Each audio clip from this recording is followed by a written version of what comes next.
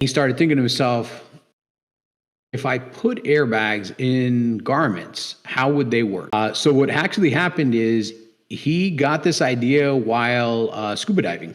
Yeah.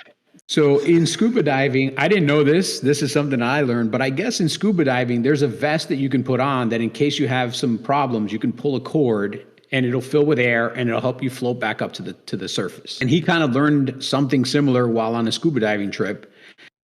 And he started thinking to himself, if I put airbags in garments, how would they work? And what would be the difference in crashing? Because this is, we're talking about early 90s here when he first hand drew this sketch.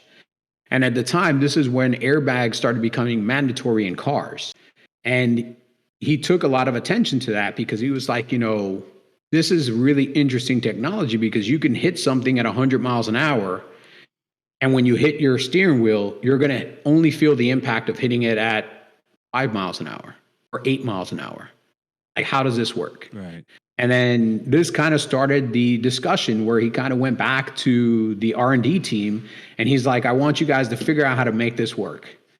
And at the time, unfortunately, this is the early 90s, computing wasn't there. Eventually technology will catch up to the idea. Okay. So let's work on everything we can work on. Let's look at what